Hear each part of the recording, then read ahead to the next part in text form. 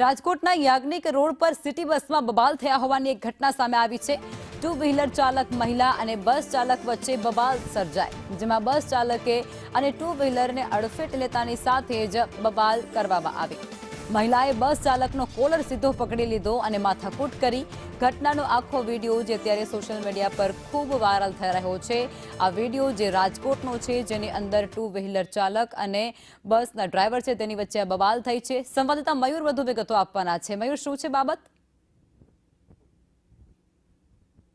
અને પોસ્ટ વિસ્તાર યાજ્ઞિક રોડ ઉપર ટ્રાફિકની કાયમ સમસ્યા હોય છે। સિટી બસ ચાલકે મહિલા સ્કૂટર ચાલક છે તેના સ્કૂટરને અડફેટે લીધું હતું અને મહિલા માંડ બચી હતી। ત્યારબાદ મહિલા ગુસ્સે ભરાઈ હતી, તેને બસને રોકી હતી અને બસના ચાલક છે તેની સાથે ઉગ્ર શાબ્દિક જીભાજોડી કરી છે। ત્યારબાદ તેનો કોલર પકડીને તેને બરાબરનો પદાર્થપાઠ ભણાવ્યો હતો। એટલું જ નહીં, પરંતુ જ્યારે મહિલા ડ્રાઈવર છે તેની સાથે આ મામલે ચર્ચા કરી હતી ત્યારે જે કંડક્ટર છે તેને પણ મહિલાની સાથે અભદ્ર વર્તન કર્યું હતું। આ વાતને લઈને લોકોના ટોળા જમી ગયા હતા અને ત્યારબાદ આખો વિડીયો છે તે રાહદારીઓએ ઉતારીને સોશિયલ મીડિયામાં મૂક્યો છે।